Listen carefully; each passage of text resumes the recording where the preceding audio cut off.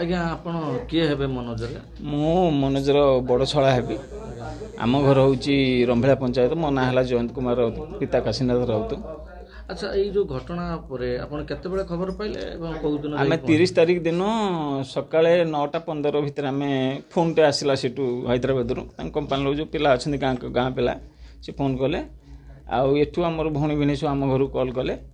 ଆଉ କଲ୍ କଲା ପରେ ଆମେ 9:15-20 ଭିତରେ ସବୁ ରିପୋର୍ଟ ପାଇଥିଲୁ। ତାପରେ ଆମେ ସବୁ ରିପୋର୍ଟ ପାଇଲା ପରେ ପଚାରିଲୁ ଯେତେବେଳେ ମନୋଜର କିଛି ପତା ମିଳୁଛି ନା କ'ଣ, ତାର କିଛି ଖବର? କହିଲେ ଆମେ ଯେତିକି ପେସେଣ୍ଟ ଥିଲେ ତାଙ୍କୁ ତ ସବୁ ମେଡ଼ିକାଲ ପଠାଇ ଦେଇଛନ୍ତି, ଆମେ ଯାଉଛୁ ସବୁ ମେଡ଼ିକାଲ ଖୋଜାଖୋଜି କରିବୁ। ସେମାନେ ଯାଇ ମେଡ଼ିକାଲ ଦିନ ସାରା ବି ଖୋଜିଛନ୍ତି, କୌଣସି ଖବର ପାଇଲେ ନାହିଁ। ଆଚ୍ଛା, ତାପରେ ଆମେ ଏଠୁ ବାଧ୍ୟ ହୋଇକି 3ଟା ବେଳେ, ପଇସା ବେତରୁ ନଥିଲା, ଆମେ ଧାର ଉଧାର କରିକି 3ଟା ବେଳେ ଏଠୁ ଫ୍ଲାଇଟ୍ ଧରିବା ପାଇଁ ମୁଁ ପ୍ଲାନିଂ କଲି। ଆଉ ତ ଟ୍ରେନ୍ ଫ୍ରେନ୍ରେ ଯାଇକି ତ ସେଠି ପହଞ୍ଚିବା ଅସମ୍ଭବ ହେଇଯିବ। ଆଉ ସେଠୁ ଫ୍ଲାଇଟ୍ ଧରିବା ପାଇଁ ଚେଷ୍ଟା କଲି। ଯାଇକି ପହଞ୍ଚିକି ମୁଁ 6ଟା 6:30 ଫ୍ଲାଇଟ୍ ବି ମୋର ମିସ୍ ହେଇଗଲା। ତା ଆଗରୁ ଆମ ବଡ଼ ଭିଣୀ ଆରିକା ସେ ପଳେଇଥିଲେ 6:30 ଫ୍ଲାଇଟ୍ରେ ଇଣ୍ଡିଗୋରେ। ତାପରେ ମୁଁ 10:55 ଫ୍ଲାଇଟ୍ ଧରିକି ଯାଇକି ରାତି 2:30 3ଟାରେ ସେଠି ପହଞ୍ଚିଲି। ପହଞ୍ଚିଲା ପରେ ଆଉ କମ୍ପାନୀକି ବି ଛାଡ଼ିଲେନି। ସେଠି ଡିଫେନ୍ସ ଫୋର୍ସ ପୁଲିସ ଫୋର୍ସ ଥିଲେ, ସେ ଆଉ ଛାଡ଼ିଲେନି। ମୁଁ ସକାଳେ 5ଟା ବେଳେ କମ୍ପାନୀ ଭିତରୁ ଏଣ୍ଟ୍ରି କଲି। ଯାଇ ଦେଖିଲା ବେଳକୁ ସେ ଯେଉଁ ଟୋଟାଲ ସବୁ କମ୍ପାନୀଟା ସବୁ ନଷ୍ଟ ହେଇଯାଇଛି, କିଛି ନାହିଁ। 3 ତାଲା ବିଲ୍ଡିଂଟା ବି ଟୋଟାଲ ବ୍ଲାଷ୍ଟ ହେଇଯାଇଛି, ସବୁ ଭୁଷୁଡ଼ି ପଡ଼ିଛି। ତା ଦେହରୁ ଆମରି ଉପସ୍ଥିତିରେ 2ଟି ଡେଡ୍ ବଡି ବାହାରିଲା, ଯିଏକି ଆମେ ଦେଖିଲୁ ସେ ବି ନୁହଁ। ତାପରେ ତାଙ୍କର ସିଏମ୍ ପ୍ରୋଗ୍ରାମ ଥିଲା ଆସିବା ପାଇଁ, ସିଏମ୍ 10ଟା ବେଳେ ଆସିବେ, ସେ ସେଥିପାଇଁ ଆମକୁ ବାହାର କରିଦେଲେ ସବୁ। ଏଠୁ ଲୋକଙ୍କୁ ସବୁ କରିଦେଲା ପରେ ଆମେ ପଛ ଗେଟ୍ ପାଖରେ ଦେଖିଲୁ ଯେ ଜଣେ ଲିଷ୍ଟ, ତାଙ୍କର HR ଡିପାର୍ଟମେଣ୍ଟର ଜଣେ ଭାଇ, ସେ ଲିଷ୍ଟ ଧରିକି ବସିଛନ୍ତି। ଆମେ ସେଇଠୁ ଗଲୁ ତାଙ୍କ ପାଖକୁ। ମୁଁ କହିଲି ମନୋଜର ସାର୍ କିଛି ପତା ପାଇଲେ ନା? କହିଲେ ମନୋଜର ପତା ମିଳିଛି, ଆପଣ ଗୋଟେ କାମ କରନ୍ତୁ, ପଳେଇ ଯାଆନ୍ତୁ ଯେଉଁ ପଠାନଚୋର ମେଡ଼ିକାଲ, ଗଭର୍ଣ୍ଣମେଣ୍ଟ ମେଡ଼ିକାଲକୁ। ଗୋଟେ ଡେଡ୍ ବଡି କାଲି ଯାଇଛି। ଆଉ ଅନ୍ୟ ଲୋକ ଭାବୁଥିଲେ ତାଙ୍କ ଡେଡ୍ ବଡି, କିନ୍ତୁ ସେଠି ଯାଇ ପହଞ୍ଚିଲା ପରେ ଦେଖିଲା ତା ପକେଟରୁ ତାର ମୋବାଇଲ ପ୍ଲସ୍ ସ୍କୁଟି ଚାବି ଆମେ ନାଇଁ, ସବୁ ବହୁତ ଡେଡ୍ ବଡି, ଯାଇକି ବିଲକୁଲ ଚିହ୍ନି ବି ହେବନି। ବିନା DNAରେ ବି ତାଙ୍କର କୌଣସି ପ୍ରୁଫ୍ ଆସିବନି, ଏମିତି ବି ଅବସ୍ଥା ହେଇଛି। ସେଠି ପହଞ୍ଚିଲା ପରେ ଯାଇ ଦେଖିଲୁ ତାଙ୍କ, ସେଠୁ ଆମ ନମ୍ବର କଲେ 17 ନମ୍ବର, ଏଇଟା ତାଙ୍କର ମୋବାଇଲ ଯେଉଁ ଚାବି ବାହାରିଛି 17 ନମ୍ବର ଡେଡ୍ ବଡି। ସେଠୁ 17 ନମ୍ବର ଯାଇ ଦେଖିଲୁ। ତାପରେ ଭଉଣୀକି ଫୋନ୍ କଲୁ, ଏ ଯେଉଁ ଭଉଣୀ ଆମର ଥିଲେ ସେଠି, ତାକୁ ଫୋନ୍ କରି ମିଛରେ କହିଲୁ ICUରେ ଅଛି, ଆମେ କାଚରେ ତ ଦେଖୁଛୁ, ତାର କ'ଣ ଡ୍ରେସ୍ ପିନ୍ଧିଥିଲା ଟିକେ କହ ଆମକୁ। ସେ କହିଲା ଯେ ଖଇରୀ କଲର ବେନିୟନଟେ ପିନ୍ଧିଥିଲେ, ତାପରେ ତାଙ୍କର କମ୍ପାନୀ ଡ୍ରେସ୍ ଥିବ, ପ୍ଲସ୍ କଳା କଲର ପ୍ୟାଣ୍ଟ, ଆଉ ସେଭିଂ ବି ହେଇଛନ୍ତି, ଦାଢ଼ି ଫାଡ଼ି ବି ନାହିଁ। ଏବଂ ସେ ଡାଟା ଦେଲେ ଚଢ଼ି ଫଡ଼ି ସବୁ କଥା। ହାତରେ ଡେଉଁରିଆ ସୂତା ବନ୍ଧା ହେଇଛି, ଏଠି ବି ରିଷ୍ଟରେ ବନ୍ଧା ହେଇଛି ସୂତା। ଏସବୁ ଦେଲା ପରେ ସେ ଯେତିକି ରିପୋର୍ଟ ସବୁ ଦେଲେ ଆମେ ଦେଖିଲୁ, ସବୁ ଆମେ ପାଇଗଲୁ। ସେ ବଡ଼ିରେ, ତାର ବଡ଼ିରେ ଏଇଠୁ ବେକ ପାଖରୁ ଉପରକୁ ଜଳିଛି, ଆଣ୍ଠୁ ପାଖରୁ ତଳକୁ ଜଳିଛି, ମଝି ପୋଜିସନଟା ପୁରା ଭଲ ଅଛି। ସେଇଠୁ ଆମେ ସବୁ ଆପଣ ଗୋଟେ ଦିନ 2 ଦିନ ରହିଲେ, କ'ଣ ପାଇଁ ବ୍ଲାଷ୍ଟିଂ ହେଲା, କାହାର ଦୋଷ, କିଛି ଖବର କେମିତି? ନା, ତା ଆମକୁ ତ ଆମେ 2-3 ପ୍ରକାର ସେଠି ଆମେ ଶୁଣିବାକୁ ପାଉଛୁ। କହୁଛନ୍ତି ଯେ ବିଦ୍ୟୁତ ସର୍କିଟରେ ଏଟା ଲାଗିଛି। ଆଉ ପ୍ରାୟ ଲୋକ କହୁଛନ୍ତି ଯେ ଗ୍ୟାସ୍ ଆଉ ତାର ଯେଉଁ ଡିଜେଲ ଗୋଟେ ଏକା ସାଙ୍ଗରେ ପାସ୍ ହୁଏ ତାଙ୍କର ବଏଲକୁ, ସେଟା ଲିକେଜ ପରେ ସେଟା ଧରିନେଲା, କେମିକାଲ ଟାଙ୍କିଟା ଧରିନେଲା। এইଭଳି ଆମେ କିନ୍ତୁ ସଠିକ୍ ରିପୋର୍ଟ ଆମେ କିଛି ପାଇନୁ। ପିଲାପିଲି କେତେ?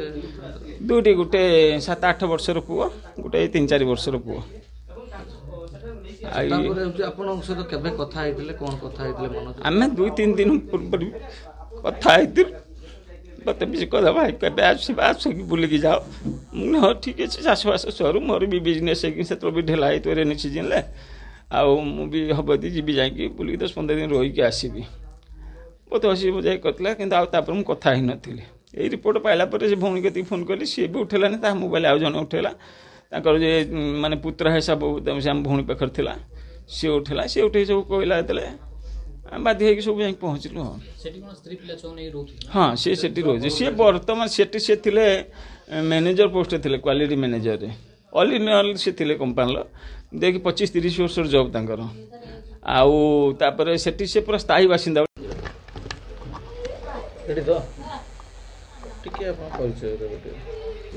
ମନୋଜ ରାଉତର ବଡ଼ ଭାଇ। କ'ଣ କରନ୍ତି ମନୋଜ ରାଉତ? କେମିତି କ'ଣ ଘଟଣା ହେଲା, କେମିତି ଜାଣିଲେ?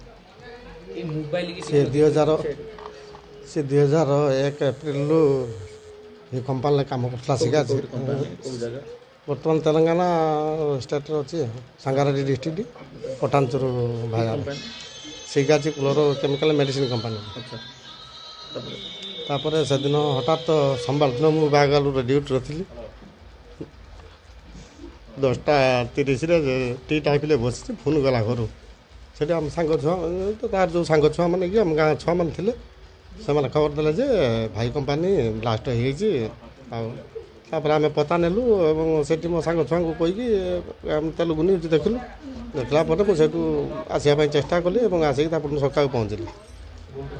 ମଙ୍ଗଳବାର ଦିନ ସକାଳୁ ପହଞ୍ଚିଲି। ଆଉ ରାତିରେ କୌଣସି ଅସୁବିଧା ଥିଲା ମୁଁ ବି ମେଡ଼ିକାଲ କେସରେ ଥିଲି। ଆଉ ମଝିଆ ଭାଇକି ଘରୁ ଫୋନ୍ କଲୁ। ମଝିଆ ଭାଇ ଫ୍ଲାଇଟ୍ରେ ଯାଇ ସେ ରାତି 10ଟାରେ ପହଞ୍ଚିଲା। ମୃତଦେହକୁ ଆମେ କାଲି ଚିହ୍ନଟ କଲୁ। ମଙ୍ଗଳବାର ସକାଳୁ ମୁଁ ପହଞ୍ଚିଲି। ମଝିଆ ଭାଇ ସୋମବାର ଦିନ ରାତିରେ ପହଞ୍ଚିଥିଲା। ଆଉ ଆମର ସେ ସଡ଼ୁ ଭାଇ ସାନ ଭାଇର ସଡ଼ୁ ଭାଇ ଯିଏ ତାଙ୍କ ସଭା ସିଏ ବି ସେ ରାତି 7:30 8ଟା ଭିତରେ ପହଞ୍ଚିଥିଲେ। ପହଞ୍ଚିଲା ପରେ ତାପରେ ଯାଇ କମ୍ପାନୀ ଦେଖିଲୁ। ଦେଖି ସାରିଲା ପରେ ଆମର ଆଉ ଚେତା ରହିଲା ନାହିଁ। ଯାହା ହଉ କାଲି ସକାଳୁ ଆମେ DNA ଟେଷ୍ଟ ପାଇଁ ସେ ତ ସବୁ ଚିହ୍ନି ହେଉନାହିଁ ଯଦି ସବୁ ବାହାରିଥିଲେ ତାକୁ DNA ଟେଷ୍ଟ ପାଇଁ ମୋ ଭାଇ ବ୍ଲଡ଼ ଦେଇ ମଝିଆ ଭାଇ ବ୍ଲଡ଼ ଦେଇ ସାରିଥିଲା ଅଲରେଡ଼ି। ତାପରେ ଆମେ ହସ୍ପିଟାଲ ଯାଇ ଦେଖିଲା ବେଳକୁ କହିଲେ ଯେ ଜଣଙ୍କ ମୋବାଇଲ ଆଉ ଗାଡ଼ି ଚାବି ବାହାରିଛି। ୱାର୍କରମାନଙ୍କର ମୋବାଇଲ ଏଲାଉ ନାହିଁ ଯେହେତୁ ଏ ଷ୍ଟାଫର ଥିଲା। ଡେପୁଟି ମ୍ୟାନେଜର କ୍ୱାଲିଟି କଣ୍ଟ୍ରୋଲର ଥିଲା ସେ। ଆଜ୍ଞା ବର୍ତ୍ତମାନ କଟକ ପାରେଇଲାଣି ଆଜ୍ଞା। ଆଚ୍ଛା ଆପଣଙ୍କ ସହିତ ସାନ ଭାଇ କେବେ କଥା ହେଇଥିଲେ କ'ଣ କଥା ହେଇଥିଲେ? ସାନ ଭାଇ କଥା ବହୁତ ଦିନ ହେଲାଣି।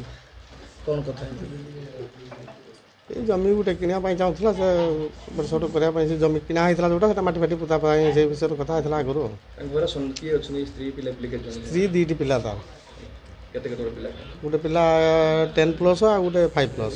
ସେଠିକା ସରକାର କିଛି ଆର୍ଥିକ ସହାୟତା ତ 1 ଲକ୍ଷ ଟଙ୍କା ନଗଦ ରାଶି ହିସାବରେ ଦେଇଛନ୍ତି। ଆଉ ଆମେ ଶୁଣୁଛୁ କ'ଣ ମୋଦି ସରକାର 2 ଲକ୍ଷ ଘୋଷଣା କରିଛନ୍ତି।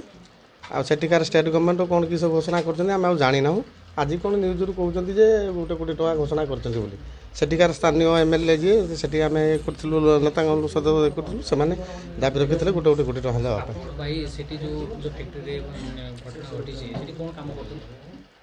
ସେ ଥିଲେ ଆଜ୍ଞା ଫାଷ୍ଟ 2001ରୁ 25 ବର୍ଷ ହେଲା ସେ କମ୍ପାନୀରେ ଥିଲେ। ଡିପାର୍ଟମେଣ୍ଟରେ ବର୍ତ୍ତମାନ ସିଏ ଥିଲେ deputy manager of quality controller. ସିଏ ଏବେ ବୋଧେ ଜୁନ୍ ରଜ ସଂକ୍ରାନ୍ତି ଦିନ ଯେ ତା ଫ୍ୟାମିଲି ନେଇଗଲା। ଯେ ଛୁଆ ପଢ଼ଉଛି ସେଠି ନା ସେ ତା ସ୍ତ୍ରୀକି ଛାଡ଼ି ଦେଇଯାଏ ଏକ୍ଜାମ୍ ସରିଲା ପରେ ପୁଣି ଆସିକି ରଜ ପରେ ଆସିକି ନେଇଯାଏ। ସ୍କୁଲ ଖୋଲିଲେ ସେ ଆସିକି ନେଇଯାଏ। ଏଥର ସେ ଆସିପାରିଲା ନାହିଁ ବୋଲି ତା ସୟାର ପୁଅ